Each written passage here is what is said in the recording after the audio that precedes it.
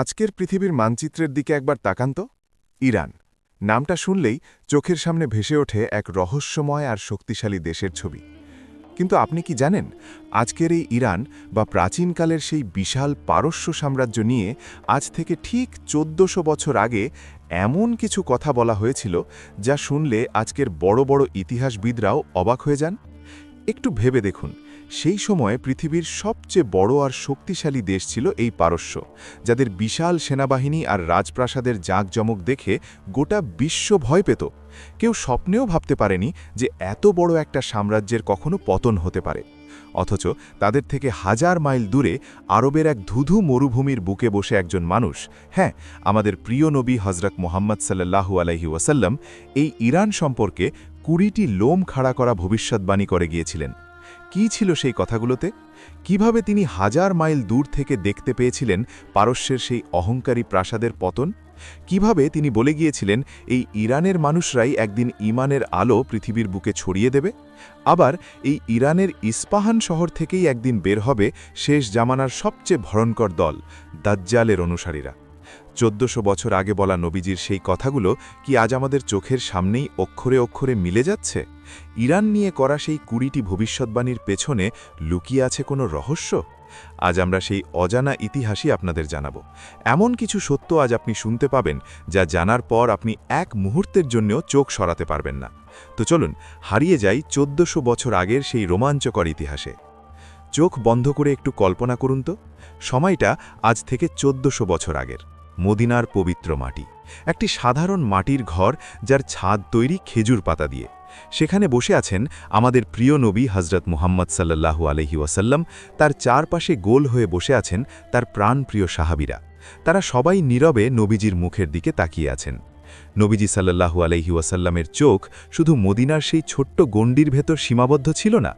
আল্লাহর দেওয়া নূরের আলোয় তিনি দেখতে পাচ্ছিলেন শত শত বছর পরের পৃথিবী। তিনি দেখতে পাচ্ছিলেন বিশাল বিশাল সাম্রাজ্যের উত্থান আর পতনের দৃশ্য। আর সেই ভবিষ্যৎবাণীগুলোর মধ্যে অন্যতম বিস্ময়কর ছিল পারস্য, অর্থাৎ আজকের ইরানকে নিয়ে করা কথাগুলো। আসুন সেই শিহরণ জাগানো ভবিষ্যৎবাণীগুলোর প্রথম ৫টি আজ আমরা গভীরভাবে অনুভব করি। পারস্য বা আজকের ইরানের মানুষদের মেধা আর জ্ঞানের প্রতি আল্লাহর রসুল সাল্লাল্লাহু আলাইহি ওয়াসাল্লাম কতটা উচ্চ ধারণা রাখতেন তা জানলে আপনি অবাক হয়ে যাবেন। একদিন নবীজির ওপর পবিত্র কোরআনের সূরা জুমুয়া নাজিল হল। সেখানে একটি আয়াত ছিল, আর এই বাণী তাদের জন্যেও যারা এখনও এদের সাথে মিলিত হয়নি। সাহাবীরা অবাক হলেন। তারা জিজ্ঞেস করলেন, ইয়া রাসূলাল্লাহ, এরা কারা যারা এখনও আমাদের সাথে মিলিত হয়নি? নবীজি কিছুক্ষণ নীরব থাকলেন। সেই মজলিসে বসেছিলেন হজরত সালমান ফার্সি রাদিয়াল্লাহু আনহু। তিনি ছিলেন পারস্য বা বর্তমান ইরানের একজন মানুষ, যিনি সত্যের খোঁজে নিজের রাজকীয় জীবন ছেড়ে মদিনায় এসে ইসলাম গ্রহণ করেছিলেন। নবীজি ধীর পায়ে এগিয়ে গেলেন। তার মুবারক হাতটি সালমান ফার্সি রাদিয়াল্লাহু আনহুর কাঁধের ওপর রাখলেন। তার চোখে তখন ভবিষ্যতের এক উজ্জ্বল দৃশ্য। তিনি এক অদ্ভুত মায়াবী কণ্ঠে বলে উঠলেন, ঈমান যদি সুরাইয়া নক্ষত্রের কাছেও চলে যায়, তবু পারস্যের কিছু মানুষ সেখান থেকেও তা আয়ত্ত করে নেবে। সহিহ বুখারী ও মুসলিম। একটু গভীরভাবে চিন্তা করুন তো, সুরাইয়া বা কৃত্তিকা নক্ষত্রমণ্ডলী পৃথিবী থেকে কত দূরে? আকাশের বিশাল শূন্যতায় হারিয়ে থাকা একটি নক্ষত্র। নবীজি বোঝাতে চাইলেন, জ্ঞান বা ঈমান যদি পৃথিবীর সীমানা ছাড়িয়ে আকাশের ওই দূরের নক্ষত্রেও গিয়ে পৌঁছায়, তবুও ইরানের বা পারস্যের মানুষেরা তাদের অদম্য মেধা আর জ্ঞান পিপাসা দিয়ে তা ঠিকই পৃথিবীতে ফিরিয়ে আনবে। ইতিহাস কি নবীজির এই কথা প্রমাণ করেছে? শুনলে আপনার গায়ের লোম খাড়া হয়ে যাবে। আমরা আজ যে সহিহ বুখারী পড়ি, তার রচয়িতা ছিলেন ইমাম বুখারী। তিনি ছিলেন একজন পার্সিয়ান। ইমাম মুসলিম, ইমাম আবু দাউদ, ইমাম তিরমিজি, ইবনে মাঝা, যাদের সংকলিত হাদিস ছাড়া আজ ইসলামী জ্ঞান অসম্পূর্ণ, তারা সবাই ছিলেন পারস্য অঞ্চলের মানুষ। শুধু কি তাই, চিকিৎসা বিজ্ঞানের জনক ইবনে সিনা, দর্শনের বিশাল নক্ষত্র ইমাম আল গাজ্জালি, ওমর খৈয়াম, আল খাওয়ারিজমি, ইসলামের সোনালী যুগের এই বিশাল বিশাল পণ্ডিতদের প্রায় সবাই ছিলেন পারস্য বা আজকের ইরান অঞ্চলের মানুষ। ১৪০০ বছর আগে আরবের মরুভূমিতে বসে একজন উম্মি অর্থাৎ নিরক্ষর নবী যা বলেছিলেন, হাজার বছরের ইতিহাস তাকে অক্ষরে অক্ষরে সত্যি প্রমাণ করেছে। এবার চলুন আপনাদের নিয়ে যাই 628 খ্রিস্টাব্দের এক উত্তাল সময়। হুদাইবিয়ার সন্ধি মাত্র শেষ হয়েছে।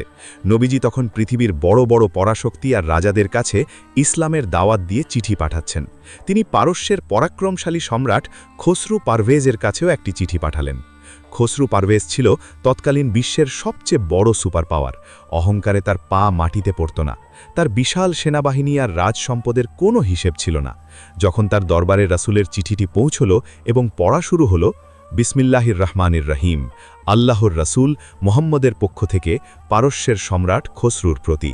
চিঠির শুরুতেই খসরুর নামের আগে নবীজি সাল্লাল্লাহু আলাইহি ওয়াসাল্লাম নিজের নাম দেওয়ায় খসরুর অহংকারে প্রচণ্ড আঘাত লাগল। সে রাগে অন্ধ হয়ে গেল। সে কাঁপতে কাঁপতে আল্লাহর নবীর পবিত্র চিঠিটি হাতে নিল এবং সবার সামনে টুকরো টুকরো করে ছিঁড়ে ফেলল। শুধু তাই নয়, সে চরম ধৃষ্টতা দেখিয়ে নির্দেশ দিল আরবের ওই নবীকে যেন বন্দি করে তার দরবারে নিয়ে আসা হয়। মদিনায় যখন এই দুঃসংবাদ পৌঁছাল, তখন সাহাবীরা চিন্তিত হয়ে পড়লেন। কিন্তু নবীজি সাল্লাল্লাহু আলাইহি ওয়াসাল্লাম একটুও ভয় পেলেন না, রাগও করলেন না। তিনি খুব শান্ত কিন্তু পাহাড়ের মতো অটল কণ্ঠে এমন একটি কথা বললেন যা পারস্যের ভাগ্য চিরতরে সিলগালা করে দিল। তিনি বললেন, খসরু যেমন আমার চিঠি টুকরো টুকরো করে ছিঁড়েছে, আল্লাহ তার সাম্রাজ্যকেও ঠিক সেভাবেই টুকরো টুকরো করে দেবেন। কি ঘটেছিল জানেন এরপর? মাত্র কয়েক দিনের ব্যবধান। খসরুর নিজ ঔরসজাত পুত্র শিরুয়া ক্ষমতার লোভে পাগল হয়ে গেল। রাতের অন্ধকারে সে তার নিজের পিতার বুকে খঞ্জর বসিয়ে দিল। যেই খসরু পারভেজ নিজেকে দেবতার মতো শক্তিশালী ভাবত, সে নির্মমভাবে খুন হল নিজেরই ছেলের হাতে। আর ঠিক সেই দিন থেকেই শুরু হলো পারস্য সাম্রাজ্যের পতন। নিজেদের মধ্যে গৃহযুদ্ধ, হত্যা আর ষড়যন্ত্রে টুকরো টুকরো হয়ে যেতে শুরু করল শত শত বছরের বিশাল সেই সাসানীয় সাম্রাজ্য। নবীজি সাল্লাল্লাহু আলাইহি ওয়াসাল্লামের মুখ থেকে বের হওয়া একটি মাত্র বাক্য, আর পৃথিবীর সবচেয়ে বড় সাম্রাজ্যের করুণ সমাপ্তি। সুবহানাল্লাহ। এই গল্পটি শুনলে আপনার অজান্তেই চোখে পানি চলে আসতে পারে। নবীজি সাল্লাল্লাহু আলাইহি ওয়াসাল্লাম যখন মক্কা থেকে মদিনায় হিজরত করছিলেন, তখন মক্কার কুরাইশরা তাকে ধরিয়ে দেওয়ার জন্য 100 উটের বিশাল পুরস্কার ঘোষণা করেছিল। সুরাকা বিন মালিক নামের এক দুর্ধর্ষ শিকারী সেই পুরস্কারের লোভে নবীজি সাল্লাল্লাহু আলাইহি ওয়াসাল্লামের পিছু নিল। মরুভূমির তপ্ত বালুর উপর দিয়ে সে তার ঘোড়া ছুটিয়ে নবীজির খুব কাছাকাছি চলে এলো। কিন্তু যতবারই সে আক্রমণের জন্য এগিয়ে যায়, ততবারই অলৌকিকভাবে তার ঘোড়ার পা বালুর ভেতরে দেবে যেতে লাগল। সুরাকা খুব চালাক লোক ছিল। সে বুঝতে পারল এই মানুষটি সাধারণ কোনো মানুষ নন, স্বয়ং আসমানের মালিক তাকে রক্ষা করছেন। সুরাকা নিজের ভুল বুঝতে পেরে ক্ষমা চাইল। দয়ার নবী তাকে ক্ষমা করে দিলেন। সুরাকা যখন ফিরে যাচ্ছিল, তখন ধুলোমাখা এক সাধারণ মুসাফিরের বেশে থাকা মুহাম্মদ সাল্লাল্লাহু আলাইহি ওয়াসাল্লাম তাকে পেছন থেকে ডাক দিলেন এবং এমন এক কথা বললেন যা শুনে সুরাকার পায়ের নিচ থেকে মাটি সরে যাওয়ার উপক্রম হল। নবীজি বললেন, হে সুরাকা, কেমন হবে সেই দিনটি যখন তুমি পারস্য সম্রাট কিসরার হাতের সোনার বালা দুটি তোমার 2 হাতে পড়বে? সুরাকা নিজের কানকে বিশ্বাস করতে পারছিল না। কিসরা, পৃথিবীর সবচেয়ে ক্ষমতাধর সম্রাট কিসরা, আর তার হাতের রাজকীয় বালা পড়বে এই মরুভূমির এক সাধারণ বেদুইন? এটা কিভাবে সম্ভব? সময় বয়ে চলল, বছর গড়িয়ে গেল। রাসূল সাল্লাল্লাহু আলাইহি ওয়াসাল্লাম পৃথিবী থেকে বিদায় নিলেন। হযরত আবু বকরের খেলাফত শেষ হল। এরপর এলো হযরত ওমর রাদিয়াল্লাহু আনহুর শাসনকাল। কাদিসিয়ার প্রাঙ্গণে মুসলিম বাহিনীর হাতে পারস্য সাম্রাজ্যের চূড়ান্ত পতন ঘটল। পারস্যের অহংকারী রাজধানী মাদায়েন বিজিত হল। কিসরার বিশাল রাজপ্রাসাদ থেকে বিপুল ধনরত্ন উটের পিঠে চাপিয়ে মদিনায় আনা হল।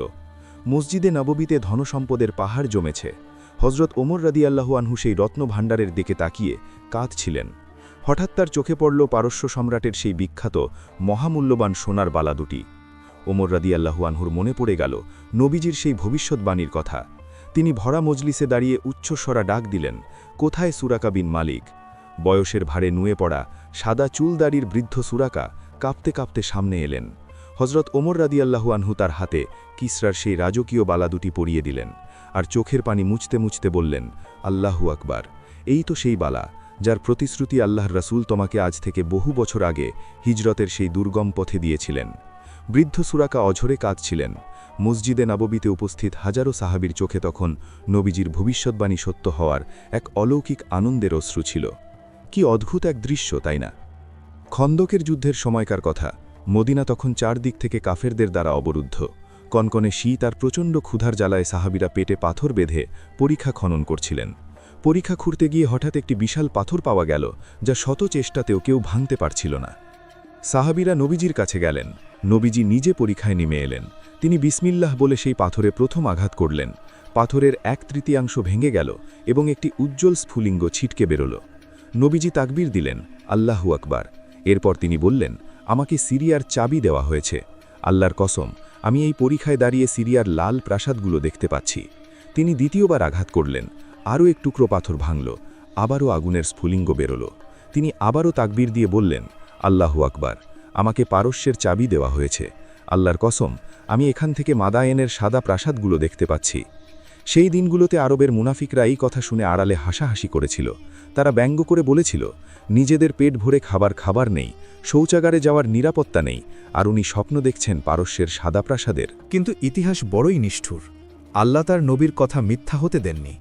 মাত্র কয়েক বছরের ব্যবধানে হজরত সাদ ইবনে আবি ওয়াক্কাস রাদিয়াল্লাহু আনহুয়ের নেতৃত্বে মুসলিম বাহিনী যখন পারস্যের রাজধানী মাদায়েনে প্রবেশ করল, তখন তাদের চোখের সামনে মাথা উঁচু করে দাঁড়িয়েছিল কিসরার সেই অহংকারের প্রতীক মাদায়েনের বিশাল শ্বেত প্রাসাদ বা হোয়াইট প্যালেস। সাহাবীরা অবাক বিস্ময়ে তাকিয়ে দেখলেন, সুবহান আল্লাহ, এই তো সেই প্রাসাদ যার কথা নবীজি খন্দকের পরীক্ষায় বসে চরম ক্ষুধার্ত অবস্থায় বলেছিলেন। সেদিন তারা ওই প্রাসাদের ভেতরে দাঁড়িয়ে কুরআনের আয়াত তেলাওয়াত করেছিলেন। আর এভাবেই সত্য হয়েছিল আরও একটি নিখুঁত ভবিষ্যৎবাণী।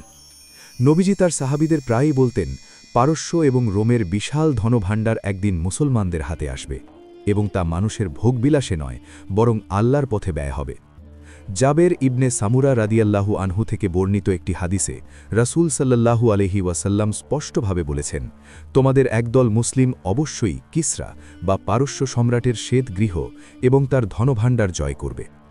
হজরত ওমর রাদিয়াল্লাহু আনহুয়ের যুগে যখন কাদিসিয়ার মহাযুদ্ধ জয় হল, তখন পারস্যের রাজকোষ থেকে কোটি কোটি দিরহাম, মনেকে মন সোনা, রত্নখচিত তলোয়ার, কিসরার মুকুট এবং মহামূল্যবান গালিচা বা বাহারি কিসরা মদিনায় নিয়ে আসা হয়েছিল। এই বিপুল ধনসম্পদ দেখে তখনকার দিনের যে কোনো জাতির রাজা বাদশাহারা হয়তো আনন্দে পাগল হয়ে যেত, কিন্তু মুসলিমরা তা করেনি। এই সম্পদ কারো ব্যক্তিগত ব্যাংক ব্যালেন্সে জমা হয়নি, কারো ভোগবিলাসে ব্যয় হয়নি, বরং নবীজির কথা অনুযায়ী এই অঢেল সম্পদ ইসলামের প্রচার, প্রসার, রাস্তাঘাট নির্মাণ এবং গরিব দুঃখীদের কল্যাণে সমানভাবে বণ্টন করে দেওয়া হয়েছিল। পারস্যের সেই অহংকারের ধনভাণ্ডার অবশেষে পর্যবসিত হয়েছিল ইসলামের শক্তির অন্যতম উৎসে, যা পুরো বিশ্বে সাম্য ও শান্তির বাণী ছড়িয়ে দিতে সাহায্য করেছিল। কি আছে সেই ভবিষ্যৎবাণীগুলোতে? কেন ইস্পাহানের কথা বিশেষভাবে উল্লেখ করা হয়েছিল? আর খোরাসান থেকে আসা সেই বাহিনী আসলে কারা? চলুন 1400 বছর আগের সেই পাতাগুলো উল্টে দেখি। শেষ জামানা বা কেয়ামতের আগের সবচেয়ে ভয়ঙ্কর ফিতনার নাম হল দাজ্জাল। এই দাজ্জালের কথা শুনলে সাহাবীরা পর্যন্ত ভয়ে কেঁদে ফেলতেন। কিন্তু আপনি কি জানেন দাজ্জালের সবচেয়ে বড় এবং বিশ্বস্ত অনুসারীদের দল কোথা থেকে বের হবে? নবীজি আজ থেকে 1400 বছর আগে মদিনায় বসে নিখুঁতভাবে একটি শহরের নাম বলে গিয়েছিলেন। সেই শহরটি আরবে নয়, ইউরোপেও নয়, আমেরিকাতেও নয়। সেই শহরটি হল পারস্য বা আজকের ইরানের ইস্পাহান। সহিহ মুসলিমের একটি হাদিসে হজরত আনাস ইবনে মালিক রাদিয়াল্লাহু আনহু থেকে বর্ণিত, রাসূল সাল্লাল্লাহু আলাইহি ওয়াসাল্লাম বলেছেন, ইস্পাহানের 70,000 ইহুদি দাজ্জালের অনুসরণ করবে, আর তাদের গায়ে থাকবে তায়ালিসা, এক বিশেষ ধরনের সবুজ বা গাঢ় রঙের পার্সিয়ান শাল বা চাদর। একটু গভীরভাবে চিন্তা করে দেখুন তো, 1400 বছর আগে যখন এই হাদিসটি বলা হয়েছিল, তখন আরবের মানুষেরা ইস্পাহান শহরের নাম খুব একটা জানতই না। অথচ নবীজি শুধু শহরের নামই বলেননি, তিনি সেখানে কারা থাকবে এবং তাদের পরনের পোশাক কেমন হবে সেটাও বলে দিয়েছেন। আজকের আধুনিক যুগের দিকে তাকান, আপনি জানলে অবাক হবেন, বর্তমান মধ্যপ্রাচ্যে ইসরায়েলের পর সবচেয়ে বেশি ইহুদি বসবাস করে এই ইরানেই। আর ইরানের মধ্যে ইস্পাহান হল সেই জায়গা যাকে ইহুদিরা তাদের অন্যতম পবিত্র স্থান মনে করে। হাজার হাজার বছর ধরে সেখানে তাদের বিশাল বসতি রয়েছে। আজও যদি আপনি ইস্পাহানে যান, দেখবেন সেখানকার ঐতিহ্যবাহী পোশাকে সেই তায়ালিসা বা চাদরের প্রচলন রয়ে গেছে। কিভাবে সম্ভব? হাজার মাইল দূরের এক নিরক্ষর নবী কিভাবে জানলেন যে 1400 বছর পর ইরানের ওই নির্দিষ্ট শহরটিতেই এমন একটি জনগোষ্ঠী থাকবে যারা দাজ্জালের অপেক্ষায় বসে থাকবে? ইতিহাস আর ভূগোলের এই নিখুঁত মিল দেখে আজকের আধুনিক গবেষকদেরও আক্ষরিক অর্থেই ঘাম ছুটে যায়। ইরান নিয়ে কথা হবে আর খোরাসানের কথা আসবে না, তা কি হয়? প্রাচীন যুগে খোরাসান বলতে একটি বিশাল অঞ্চলকে বোঝানো হতো, যার বড় একটি অংশ জুড়ে রয়েছে আজকের ইরান, এবং এর সাথে রয়েছে আফগানিস্তান এবং মধ্য এশিয়ার কিছু অংশ। নবীজির অনেকগুলো ভবিষ্যৎবাণীতে এই খোরাসান অঞ্চলের কথা অত্যন্ত গুরুত্বের সাথে উঠে এসেছে। তিনি বলে গেছেন, শেষ জামানায় যখন পৃথিবী অন্যায় আর অত্যাচারে ভরে যাবে, তখন এই খোরাসানের দিক থেকে একদল সত্যপন্থী মানুষের উত্থান ঘটবে।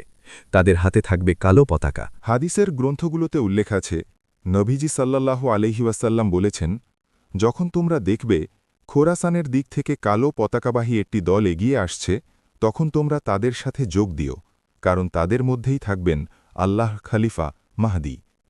যদিও ইতিহাস জুড়ে এই কালো পতাকার নাম করে অনেক ভণ্ড বা মিথ্যাবাদী নিজেদের ফায়দা লোটার চেষ্টা করেছে, যেমন আব্বাসীয়রা একসময় কালো পতাকা ব্যবহার করেছিল, কিন্তু সত্যিকারের সেই কালো পতাকাবাহী দলটির আগমন এখনও বাকি।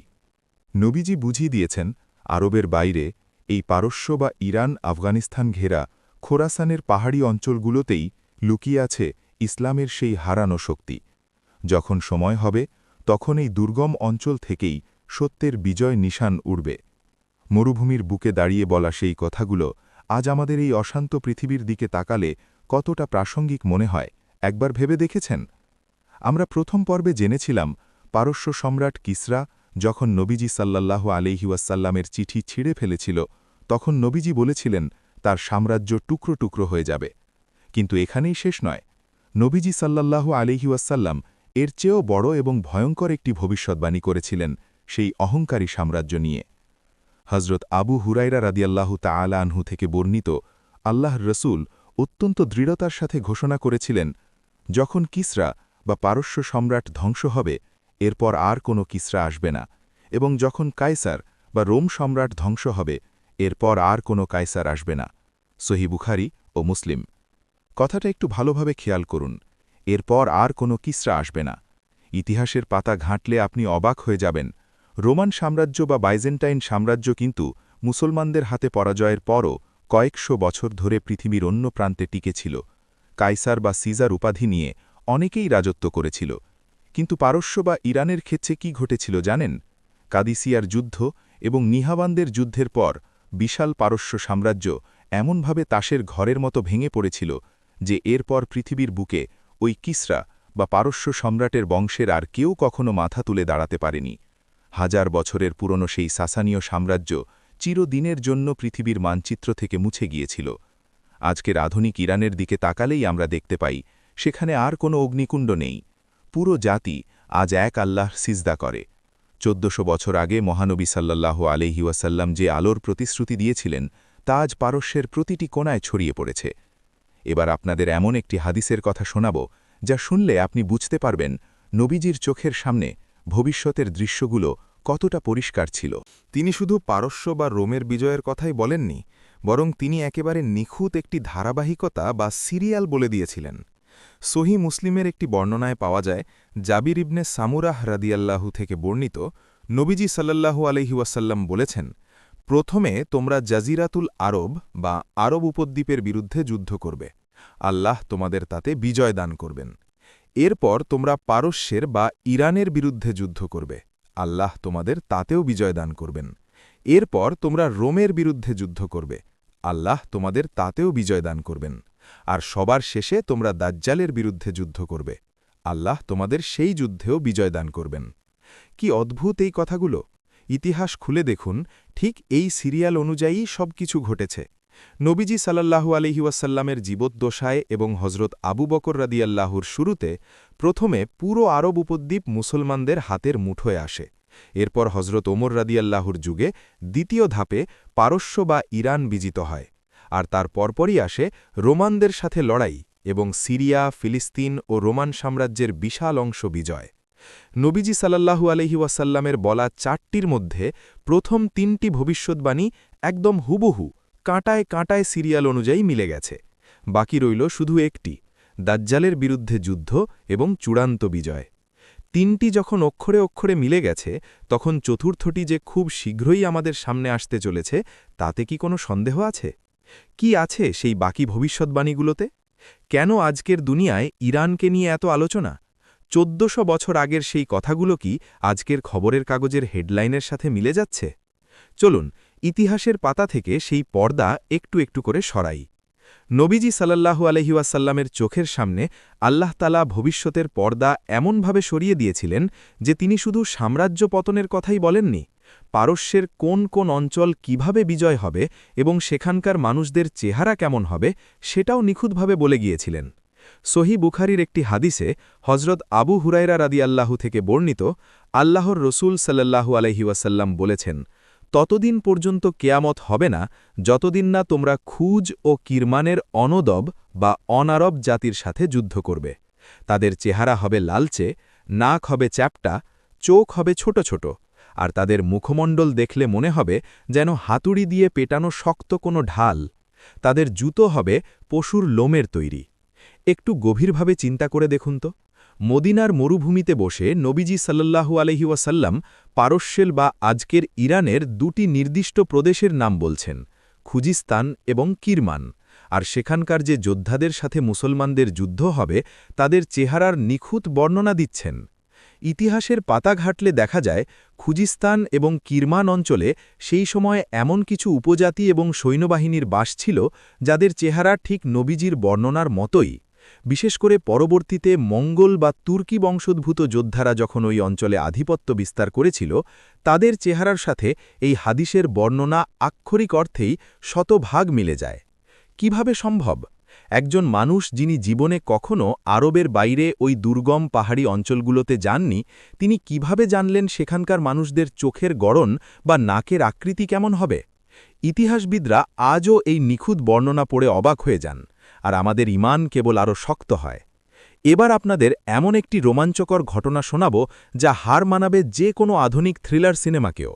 আমরা আজই জেনেছি পারস্য সম্রাট খসরু পারভেজ নবীজির চিঠি ছিঁড়ে ফেলেছিল এবং নবীজিকে বন্দী করার নির্দেশ দিয়েছিল। কিন্তু কাকে নির্দেশ দিয়েছিল জানেন? তৎকালীন ইয়েমেন ছিল পারস্য সাম্রাজ্যের অধীনে, আর ইয়েমেনের পার্সিয়ান গভর্নর ছিল বাজান। খসরু পারভেজ বাজানকে কড়া নির্দেশ দিল, আরবের ওই লোকটিকে বন্দী করে আমার দরবারে পাঠাও। গভর্নর বাজান দুজন অত্যন্ত শক্তিশালী এবং দুর্ধর্ষ পার্সিয়ান সেনাকে মদিনায় পাঠালো নবীজিকে ধরে আনার জন্য। তারা যখন মদিনায় এসে দম্ভের সাথে নবীজির সামনে দাঁড়াল, তখন নবীজি একটুও ভয় পেলেন না। তিনি খুব শান্তভাবে তাদের বললেন, আজ তোমরা বিশ্রাম নাও, আগামীকাল সকালে আমার কাছে এসো। পরদিন সকালে ওই দুই পার্সিয়ান সেনা যখন নবীজির সামনে এলো, তিনি মুচকি হেসে এমন একটি কথা বললেন যা শুনে তাদের পায়ের নিচ থেকে মাটি সরে গেল। নবীজি সাল্লাল্লাহু আলাইহি ওয়াসাল্লাম বললেন, তোমরা ফিরে যাও, তোমাদের গভর্নর বাজানকে গিয়ে বলো, আমার রব আল্লাহ গতরাতে তোমাদের রব খসরু পারভেজকে হত্যা করেছেন, তার নিজের ছেলেই তাকে খুন করেছে। সুবহান আল্লাহ! তারা তো অবাক, 1000 মাইল দূরের খবর উনি কিভাবে জানলেন? তারা ইয়েমেনে ফিরে গিয়ে গভর্নর বাজানকে সব জানাল। বাজান ছিল খুব বুদ্ধিমান। সে বলল, আমরা কিছুদিন অপেক্ষা করি, যদি এই খবর সত্যি হয় তবে উনি কোনো সাধারণ মানুষ নন, উনি আসলেই আল্লাহর নবী। কয়েকদিন পর পারস্য থেকে সরকারি চিঠি এলো। সেখানে লেখা ছিল, আমি শিরুয়াহ আমার পিতা খসরুকে হত্যা করে সিংহাসনে বসেছি। এই চিঠি পড়ার সাথে সাথে গভর্নর বাজানের চোখ দিয়ে অঝরে পানি পড়তে লাগল। সে বুঝতে পারল আরবের মরুভূমিতে বসা ওই মানুষটি কোনো সাধারণ মানুষ নন। সাথে সাথে বাজান এবং ইয়েমেনে বসবাসরত হাজার হাজার পার্সিয়ান সৈন্য এক বাক্যে ইসলাম গ্রহণ করল। কোনো যুদ্ধ ছাড়াই, এক ফোঁটা রক্তপাত ছাড়াই পারস্যের একটি বিশাল প্রদেশ ইসলামের ছায়াতলে চলে এলো। নবীজি সাল্লাল্লাহু আলাইহি ওয়াসাল্লামের একটি মাত্র অলৌকিক ভবিষ্যদ্বাণী আর হাজারো মানুষের অন্তর ঈমানের আলোয় আলোকিত হয়ে গেল। ইরান বা পারস্যের মানুষদের ইসলামে প্রবেশের ব্যাপারে নবীজি সাল্লাল্লাহু আলাইহি ওয়াসাল্লামের একটি অদ্ভুত সুন্দর স্বপ্ন রয়েছে। এই স্বপ্নটি শুনলে আপনি বুঝতে পারবেন পারস্যের বা অনারব মানুষদের নবীজি কতটা ভালোবাসতেন। একদিন নবীজি সাল্লাল্লাহু আলাইহি ওয়াসাল্লাম সকালে সাহাবীদের নিয়ে বসে আছেন। তিনি বললেন, আজ রাতে আমি একটি অদ্ভুত স্বপ্ন দেখেছি। আমি দেখলাম এক পাল কালো ভেড়ার মধ্যে হঠাৎ করে অসংখ্য সাদা ভেড়া এসে প্রবেশ করল। সাদা ভেড়ার সংখ্যা এত বেশি ছিল যে কালো ভেড়াগুলোকে আর আলাদা করে চেনাই যাচ্ছিল না। সাহাবীরা অবাক হয়ে জিজ্ঞেস করলেন, ইয়া রাসূলাল্লাহ, এই স্বপ্নের অর্থ কি? হজরত আবু বকর রাদিয়াল্লাহু আনহু স্বপ্ন বিশারদ ছিলেন। নবীজির অনুমতিক্রমে এর ব্যাখ্যায় বলা হল, কালো ভেড়া হল আরবের লোকেরা, আর সাদা ভেড়া হল আজম বা অনারব লোকেরা, বিশেষ করে পারস্যের লোকেরা। নবীজি সাল্লাল্লাহু আলাইহি ওয়াসাল্লামের এই স্বপ্নের অর্থ ছিল ইসলাম শুধু আরবের মরুভূমিতেই সীমাবদ্ধ থাকবে না। পারস্য এবং অন্যান্য অনারব দেশ থেকে দলে দলে মানুষ এসে ইসলাম গ্রহণ করবে। তারা ইসলামের সম্পদে, জ্ঞানে এবং ইবাদতে আরবদের সাথে এমনভাবে মিশে যাবে যে কে আরব আর কে অনারব তার আলাদা করা যাবে না। আজকের আধুনিক পৃথিবীর দিকে তাকান, কোটি কোটি মুসলিমের মধ্যে আরবের সংখ্যা মাত্র 20%-এরও কম। বাকি 80% বেশি মুসলিমই হল অনারব। আর পারস্য বা ইরান থেকে যে কত শত ইসলামী পণ্ডিত, ইমাম এবং বিজ্ঞানীর জন্ম হয়েছে তা তো আমরা প্রথম পর্বেই জেনেছি। নবীজি সাল্লাল্লাহু আলাইহি ওয়াসাল্লামের দেখা ওই সাদা ভেড়ার স্বপ্নের নিখুঁত বাস্তবতা হল আজকের এই বিশাল মুসলিম উম্মাহ। আমরা জানি যে পারস্য সম্রাট কিসরার বিশাল ধনভাণ্ডার মুসলমানদের হাতে আসবে বলে নবীজি ভবিষ্যৎবাণী করেছিলেন, কিন্তু এর সাথে তিনি অত্যন্ত ভয়ঙ্কর একটি সতর্কবার্তাও দিয়ে গিয়েছিলেন। নবীজি জানতেন যে যখন পারস্য আর রোমের বিশাল ধনসম্পদ মদিনায় আসবে তখন মানুষের জীবনে কি পরিবর্তন আসতে পারে। তিনি সাহাবীদের উদ্দেশ্য করে অত্যন্ত আবেগপূর্ণ কণ্ঠে বলেছিলেন, আল্লাহর কসম, আমি তোমাদের জন্য দারিদ্র্যের ভয় করি না, বরং আমি ভয় করি যে তোমাদের সামনে দুনিয়াকে, মানে দুনিয়ার ধনসম্পদকে ঠিক সেভাবেই প্রসারিত করে দেওয়া হবে যেভাবে তোমাদের পূর্ববর্তীদের, মানে পারস্য আর রোমের সাম্রাজ্যের জন্য প্রসারিত করা হয়েছিল। এরপর তোমরাও সেই সম্পদের প্রতিযোগিতায় লিপ্ত হবে যেমনটা তারা হয়েছিল, আর এই সম্পদ তোমাদের ধ্বংস করে দেবে ঠিক যেভাবে তাদের ধ্বংস করেছিল। সহিহ বুখারী ও মুসলিম। একটু খেয়াল করুন, পারস্য বিজয়ের পর সত্যিই যখন মদিনায় সম্পদের পাহাড় জমেছিল তখন মুসলমানদের জীবনযাত্রায় বিশাল পরিবর্তন আসতে শুরু করে। নবীজি ঠিক এই দিনটির কথাই ভয় পেয়েছিলেন। পারস্যের সেই অহংকারী রাজাদের পতনের মূল কারণই ছিল তাদের অতিরিক্ত ধনসম্পদ আর বিলাসিতা। নবীজি তার উম্মতকে সতর্ক করেছিলেন, এই পারস্যের সম্পদ তোমাদের হাতে আসবে ঠিকই, কিন্তু তা যেন তোমাদের অন্তরকে পারস্যের রাজাদের মতো অহংকারী না করে দেয়। আজকের আধুনিক যুগের মুসলিম বিশ্বের দিকে তাকালে নবীজির এই ভবিষ্যৎবাণীর বাস্তবতা কতটা নিখুঁত তাকে আর আলাদা করে বুঝিয়ে বলার প্রয়োজন আছে। আমরা আজ ধন সম্পদের প্রতিযোগিতায় ঠিকই মেতে উঠেছি, আর আমাদের ভেতরের ঈমানের জোর ধীরে ধীরে দুর্বল হয়ে পড়ছে। এবার আমরা যে ভবিষ্যৎবাণীটির কথা জানব তা ইসলামের ইতিহাসের অন্যতম গুরুত্বপূর্ণ এবং ভয়ঙ্কর একটি দিক নির্দেশ করে। নবীজি মদিনায় বসে বেশ কয়েকবার পূর্ব দিকের বা মাশরিক দিকে ইশারা করে সাহাবীদের সতর্ক করেছিলেন। মদিনা থেকে পূর্ব দিক বলতে সেই সময়ে ইরাক এবং পারস্য বা ইরান অঞ্চলকেই বোঝানো হতো। হজরত ইবনে উমর রাদিয়াল্লাহু থেকে বর্ণিত, নবীজি পূর্ব দিকে ইশারা করে 3 বার বলেছিলেন, জেনে রেখো ফিতনা ওই দিক থেকে আসবে, জেনে রেখো ফিতনা ওই দিক থেকে আসবে যেখান থেকে শয়তানের শিং উদিত হয়। সহিহ বুখারী। ইসলামের ইতিহাস খুললে আপনি দেখতে পাবেন নবীজির ইন্তেকালের পর ইসলামের ভেতরে যত বড় বড় রাজনৈতিক ফিতনা, বিভ্রান্তিকর দলের উত্থান এবং রক্তপাত হয়েছে তার বেশিরভাগেরই কেন্দ্রবিন্দু ছিল এই পূর্ব দিক, অর্থাৎ ইরাক এবং পারস্য অঞ্চল। খারেজিদের মতো চরমপন্থী দলের উত্থান, মুসলিমদের নিজেদের মধ্যে বড় বড় যুদ্ধ, এমনকি আমাদের কলিজার টুকরো হজরত হুসাইন রাদিয়াল্লাহু এর কারবালার সেই হৃদয় বিদারক ঘটনা, সব কিছুই সংঘটিত হয়েছিল মদিনা থেকে ওই পূর্ব দিকেই। শুধু ইতিহাস নয়, শেষ জামানায় দাজ্জালের যে সবচেয়ে বড় ফিতনা বেরোবে তার অনুসারীদের একটি বড় অংশ যে এই পূর্ব দিকের ইস্পাহান বা ইরান এবং খোরাসান অঞ্চল থেকেই বেরোবে তা তো আমরা আগেই জেনেছি। 1400 বছর আগে নবীজি কেবল পূর্ব দিকে ইশারা করে যে ভয়ঙ্কর বিপদের সংকেত দিয়েছিলেন তা শতাব্দীর পর শতাব্দী ধরে মুসলিম উম্মার জন্য এক জ্বলন্ত বাস্তবতা হয়ে আছে।